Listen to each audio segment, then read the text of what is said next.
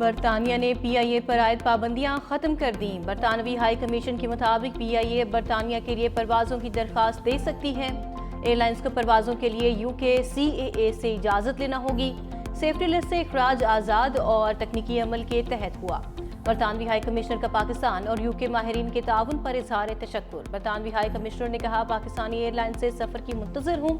پاکستان کے ساتھ فضائی رابطوں میں بہتری سے لوگوں کو جوڑنے میں مدد ملے گی۔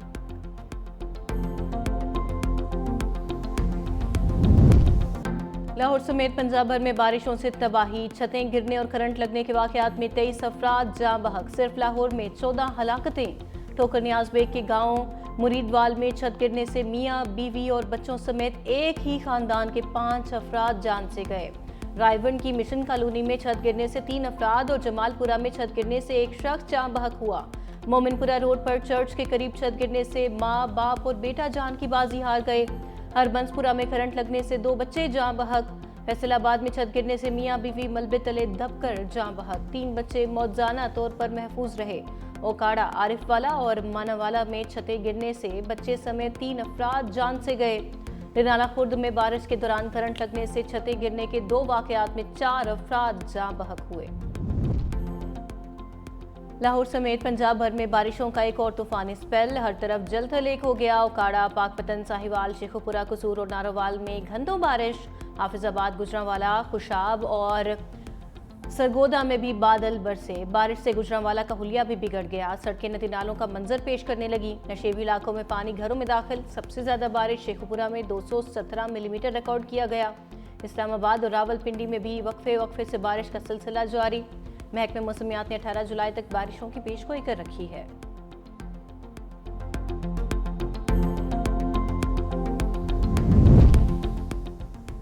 ایک ماہ میں دوسری بار پیٹرولیم مصنوعات مہنگی ہونے پر پھر بسوں کے کرائے بڑھا دیے گئے۔ اسلام آباد سے فیصل آباد کا کرایہ 80، کوئٹہ کا 70، لاہور اور پشاور کے کرائے میں 50 روپے کا اضافہ کر دیا گیا۔ حکومت نے رات گئے پیٹرول کی قیمت میں 5 روپے 36 پیسے اور ڈیزل کی قیمت میں 11 روپے 37 پیسے اضافہ کیا۔ پیٹرولیم مصنوعات مہنگی ہونے پر شہری پھٹ پڑے، حکومت سے فیصلہ واپس لینے کا مطالبہ۔ نائب وزیر اعظم اور وزیر خارجہ اسحاق ڈار کی چینی وزیر خارجہ سے ملاقات۔ ترجمان دفتر خارجہ کے مطابق نائب وزیر اعظم کی چینی وزیر خارجہ کو ایس سی او اجلاس کی کامیاب میزبانی پر مبارکباد۔ اسحاق ڈار نے شاندار میزبانی پر چینی حکومت کا شکریہ ادا کیا۔ دونوں وزراء نے باہمی دلچسپی کے امور سمیت سی پیک پر بھی گفتگو کی۔ مختلف شعبہ جات میں تعاون پر پاک چین دوستی کی مضبوطی پر اطمینان کا اظہار کیا۔ دونوں جانب سے خطے میں امن کے فروغ کے لیے تعاون جاری رکھنے کا عزم۔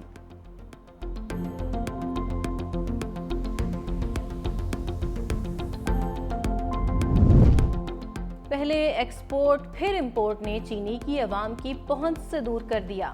امیر جماعت اسلامی حافظ نعیم الرحمان کی لاہور میں پریس کانفرنس، بولے پہلے ایکسپورٹ کر کے اب چینی امپورٹ کر جا رہی ہے۔ چینی کی قیمت میں 65 روپے فی کلو تک اضافہ ہو چکا۔ تمام آئی پی پیز اور شوگر مافیاز ملے ہوئے ہیں، اب تیر والے شیر کی پیٹھ پر بیٹھ کر عوام کا شکار کر رہے ہیں۔ شیروں اور تیروں کا اتحاد عوام کو تباہ کر رہا ہے۔ حافظ نعیم الرحمان نے کہا، مینڈیٹ والے پیچھے رہ جاتے ہیں اور پیسوں سے سیٹ خریدنے والے آگے نکل جاتے ہیں۔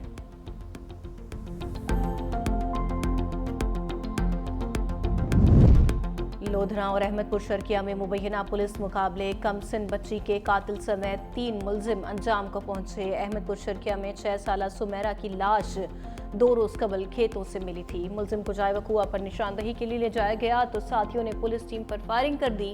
ملزم عمران اپنے ہی ساتھیوں کی فائرنگ سے مارا گیا۔ لودھرا میں دہشت گردی اور بینک ڈکیتیوں میں ملوث 2 ملزم مارے گئے۔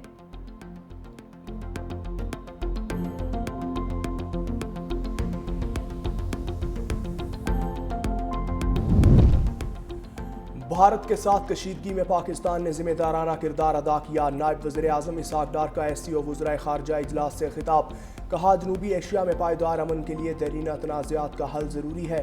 پاکستان بھارت کے ساتھ سیز فائر پر عمل درآمد کے لیے پرعزم ہے۔ ایران پر اسرائیلی جارحیت اور امریکی حملے کی مذمت کرتے ہیں۔ غزہ میں اسرائیلی جارحیت پر بھی شدید تشویش ہے اور عالمی برادری کو غزہ کی صورتحال پر کردار ادا کرنا چاہیے۔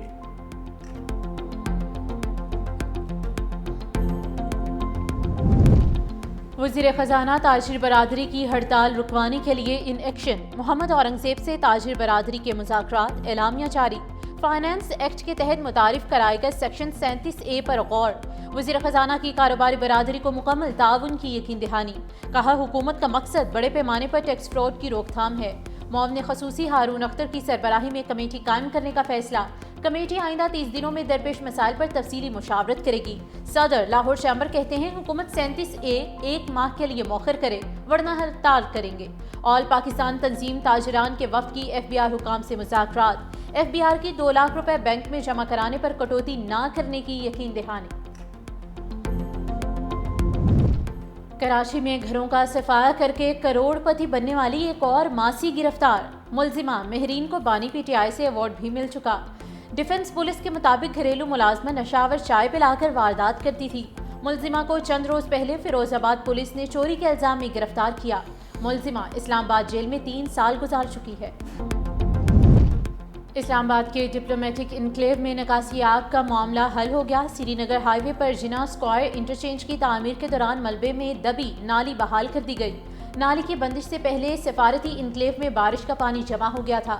نکاسی کا نظام مکمل بحال، پانی روانی سے بہہ رہا ہے۔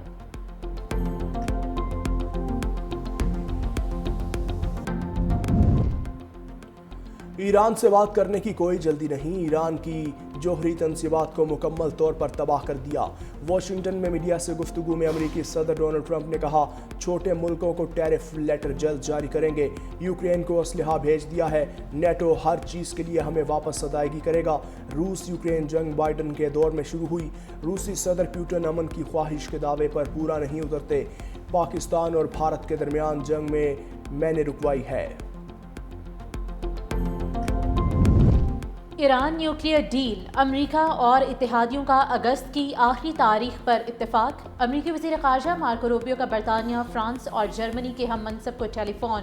ایران کے نیوکلیئر پروگرام پر حتمی سمجھوتے کے لیے اگست کے اختتام تک کی ڈیڈ لائن پر اتفاق۔ ڈیل نہ ہونے کی صورت میں ایران پر 2015 میں ہٹائی جانے والی پابندیاں دوبارہ عائد کر دی جائیں گی۔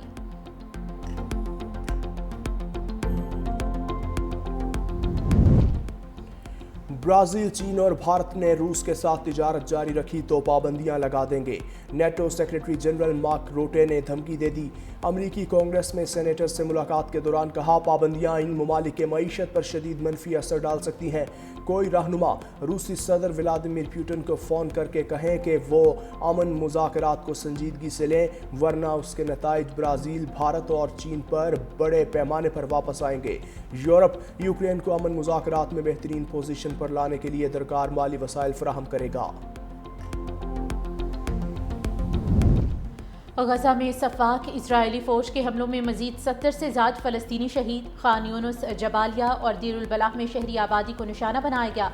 غزہ میں بروقت امداد نہ پہنچنے سے انسانی المیہ پیدا ہونے کا خدشہ، اسرائیل نے فلسطینیوں کی سمندر تک رسائی بھی بند کر دی۔ ماہی گیروں کا کہنا ہے کہ مچھلیاں پکڑنے سے روکا گیا تو وہ بھوک سے مر جائیں گے۔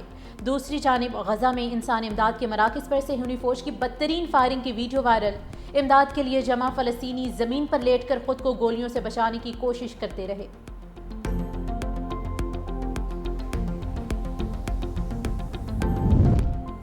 فلسطینیوں کی نسل کشی پر یورپی یونین اسرائیل سے معاہدے معطل کرے، اقوام متحدہ کی نمائندہ خصوصی فرانسکو البانی کا مطالبہ، کہا بچوں سمیت ہزاروں فلسطینیوں کو قتل کرنا سرخ لکیر عبور کرنا ہوگا۔ غزہ میں اسرائیل کے طرز عمل کا دفاع کرنا بھیانک رویہ ہے۔ دوسری جانب قطری وزارت خارجہ کا کہنا ہے کہ غزہ میں جنگ بندی کے لیے مذاکرات رکے نہیں، ابھی ابتدائی مراحل میں ہے، جنگ بندی معاہدے تک پہنچنے کے لیے مسلسل کام جاری ہے۔ اسرائیلی فوج کا لبنان کی وادی بقا میں حزب اللہ کے ٹھکانوں پر حملہ، 12 جنگجو شہید، متعدد زخمی ہو گئے۔ جاں بحق ہونے والوں میں 7 شامی پناہ گزین بھی شامل۔ ترجمان اسرائیلی فوج کا کہنا ہے کہ ان ٹھکانوں سے ہمارے فوجیوں پر حملے ہو رہے تھے۔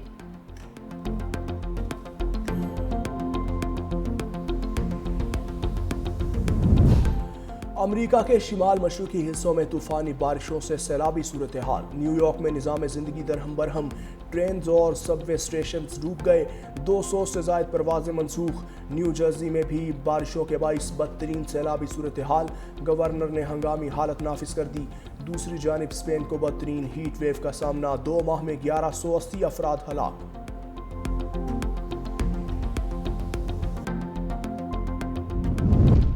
خفیہ طور پر برطانیہ منتقل کیے افغان شہریوں کا ڈیٹا لیک، اہلکار نے غلطی سے 33,000 سے زائد افراد کی ذاتی تفصیلات افشاں کی۔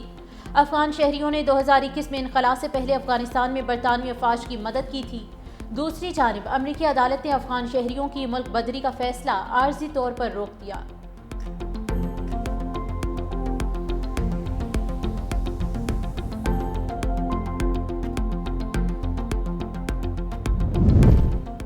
کیمرون کے 92 سالہ صدر پال بیا کا مسلسل 8ویں مدت کے لیے الیکشن لڑنے کا اعلان۔ پال بیا 1982 سے اقتدار میں ہیں، وہ دنیا کے معمر ترین سربراہ مملکت بھی ہیں۔ کیمرون میں 12 اکتوبر کو الیکشن ہوں گے۔